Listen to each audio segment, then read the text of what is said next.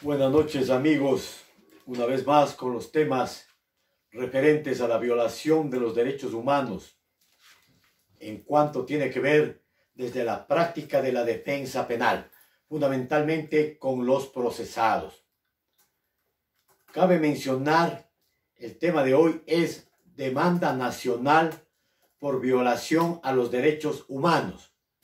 En este sentido, por violación al artículo 32 del Código Orgánico Integral, del Código Orgánico de la Función Judicial, que establece que se puede demandar al Estado ecuatoriano cuando hay error judicial, cuando hay mala administración de justicia, cuando hay violación al debido proceso, cuando hay violación a las garantías judiciales y cuando hay violación a un plazo razonable.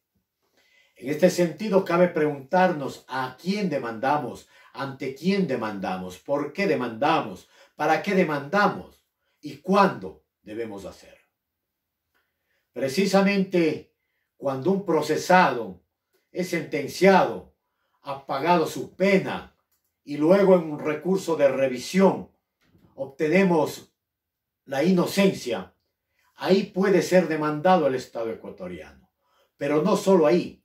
Cuando un procesado, un sentenciado, ha sido violado en cuanto a sus principios, derechos y garantías del debido proceso, se ha violentado las garantías judiciales, ahí puede también demandarse al Estado ecuatoriano, pese a que tenga una sentencia condenatoria a que se encuentre ejecutoriada.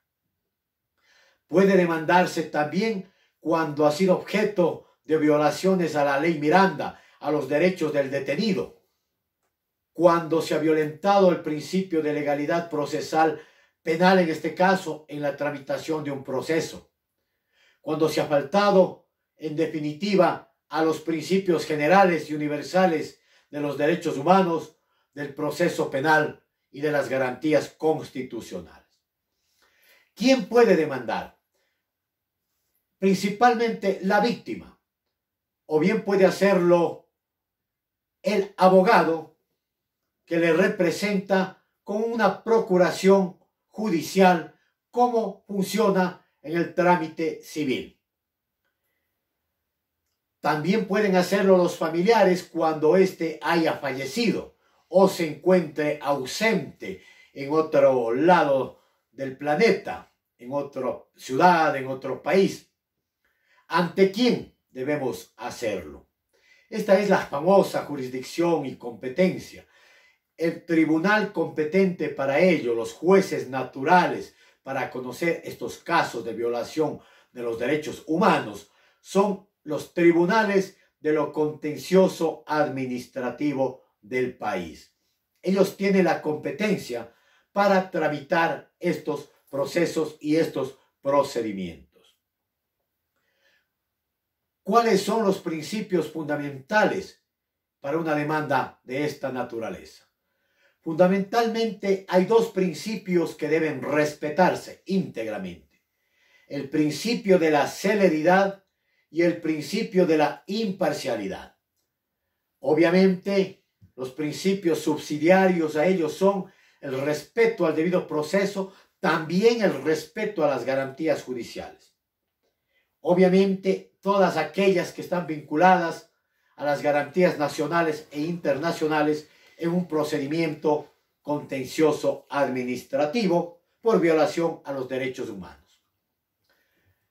Cabe mencionar la realidad en estos casos. Si bien es cierto, estos son los principales principios y fundamentos para una demanda, la realidad ecuatoriana es bien difícil, ya que estos jueces, en la mayoría de estos jueces, no dan celeridad al proceso. Un proceso que debe durar 6 meses, demora 2, 3 años, hasta más. Audiencias que deben poner a los 3 meses ponen a 1 año y la definitiva a 2 años. Es decir, ellos también incumplen el debido proceso. Ellos también incumplen y cometen mala administración de justicia. ¿Quién les demanda a ellos? Luego de que conocen la demanda nacional, indudablemente habrá que hacer otra demanda en su momento en contra de estos ciudadanos o presentar una queja directa para que tramiten como es necesaria en este procedimiento. ¿Qué leyes o herramientas básicas son? Fundamentalmente tenemos el COGEP, aquel Código Orgánico General de Procesos. Esta es la principal ley, obviamente vinculada a la Constitución de la República del Ecuador, vinculada al Código Orgánico de la Función Judicial.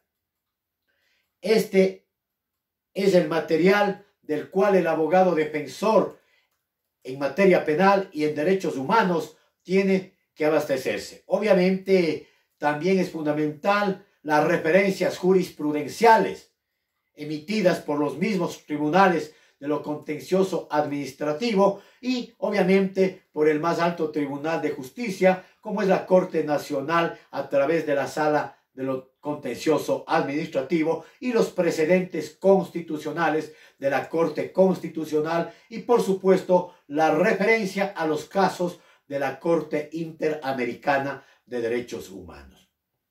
La demanda. ¿Cómo es la demanda?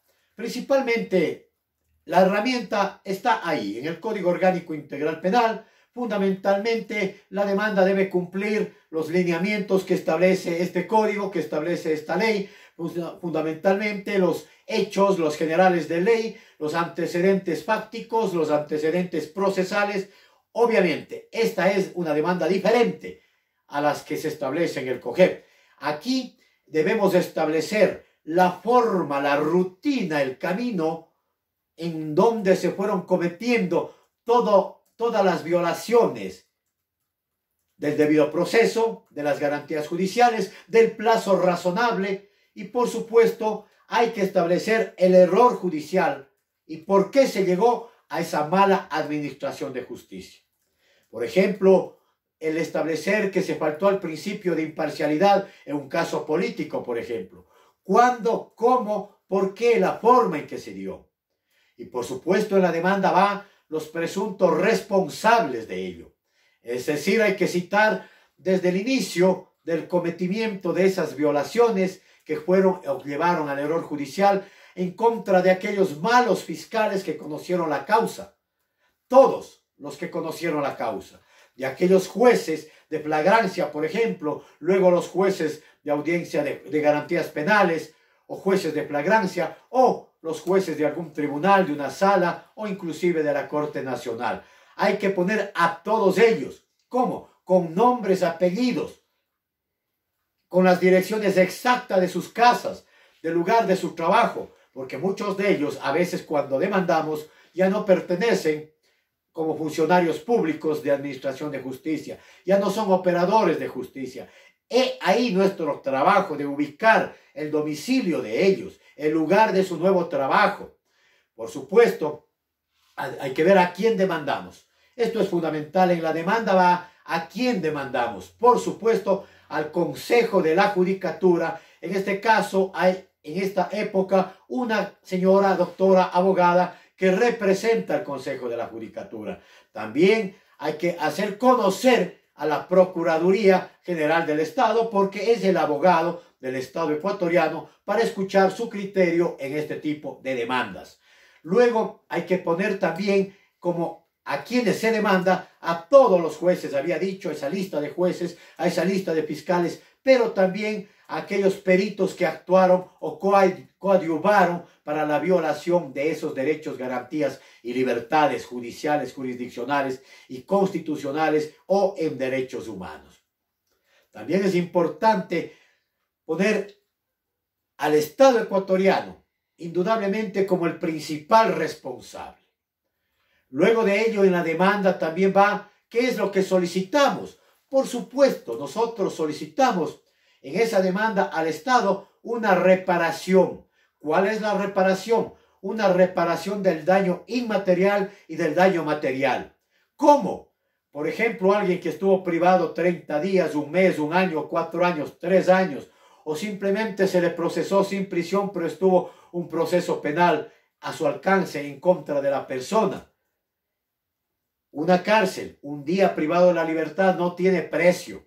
Entonces el daño inmaterial es sumamente alto, altísimo. La práctica penal, la práctica en derechos humanos constitucional nos ha llevado a establecer que debemos poner una cantidad, por decir algo, 7 millones de dólares, para que en la sentencia se nos otorgue unos 200.000, unos 170.000 dólares, o posiblemente unos 70.000. Por eso que las demandas, cuando nosotros presentamos, son demandas millonarias. No opta, por supuesto, que si ponemos 20 millones, la demanda en su momento se nos otorgue por 300.000 dólares, 400.000 o $500.000 de dólares, dependiendo la afectación a qué libertad, a qué derecho se afectó. Ahora, la parte material es importante, es decir, aquello que dejó de percibir dicho ciudadano, aquello que dejó de ganar económicamente, el daño moral que se lo hizo, social, familiar. Es posible que por ese proceso penal no obtuvo un contrato de trabajo, no obtuvo una fuente más de asistencia económica para él y su familia. Bueno, los daños materiales son fáciles de comprobar, son fáciles de demostrar, pero el daño inmaterial es un poco más difícil de demostrar. Sin embargo, esa cantidad es la que se pone. También hay que solicitar en la demanda que en su momento el Estado plantee el juicio de repetición en contra de esos fiscales, jueces que estamos demandando. Por supuesto, también hay que solicitar que la misma sentencia también sea publicada en uno de los diarios o hecha público a través de cualquier medio de comunicación, actualmente telemáticos, por ejemplo, y que se siente un precedente en el país por este tipo de demandas. También vamos a mencionar, en la demanda se pone el anuncio de prueba, tal cual es con el COGEP, con un proceso civil. El anuncio de prueba, el anuncio de los medios probatorios. Fundamentalmente debemos referirnos a ellos, a los testimonios, a la prueba material, instrumental, documental, que vamos a presentar durante la etapa propiamente dicha, cuando ya se realice el trámite pertinente. El anuncio de prueba precisamente es en cuanto a los testimonios, el anuncio de los testigos. La ley establece claramente cómo debemos hacerlo: nombres, apellidos completo, generales de ley, estado civil, nacionalidad, domicilio, lugar de trabajo, inclusive teléfonos, correos electrónicos y las redes sociales también, si es que lo tiene, para poderlos ubicar. ¿Qué testigos necesitamos? Precisamente testigos familiares que sepan de ese perjuicio material e inmaterial que se le causó a su afín, a su consanguíneo, a su familiar en contra de quien se cometió el atropello en derechos humanos. Conseguirnos 2 o 3 o 5 testigos en materia social, laboral, educacional, es decir, del lugar en donde ellos laboraban o perdieron su trabajo y que conocieron del daño que se le hizo, por ejemplo, publicándose en los medios de comunicación, en las redes sociales como un delincuente. También los testimonios básicos son aquellos que tienen que ver con la especialización en derechos humanos. Hay que pedir el testimonio de peritos en derechos humanos para que nos hagan un análisis de qué daño pudo perjudicarle en materia de derechos humanos. También hay que solicitar los testimonios y pericias fundamentalmente psicológicas, es decir, aquellos que le hicieron un tratamiento psicológico, ya sea en la cárcel, fuera de la cárcel, o un psicólogo amigo, por ejemplo. Acá no es tan rígida como es en materia penal. Sin embargo, los peritos sí deben estar acreditados al Consejo de la Judicatura para cumplir, como en todo, la legalidad de la prueba. Por supuesto, hay que presentar documentos de la cárcel del CDP, documentos de la cárcel en donde estuvo o cumplía una condena o cumplió una condena o parte de ella. Injusta o no, por eso mismo planteamos este tipo de demandas. Certificados del tiempo en que mantuvo preso, certificado de conducta. Hay que pedir a la cárcel el famoso informe jurídico. Ahí consta también una documentación que se llama la lógica jurídica, en donde están los partes que él tuvo.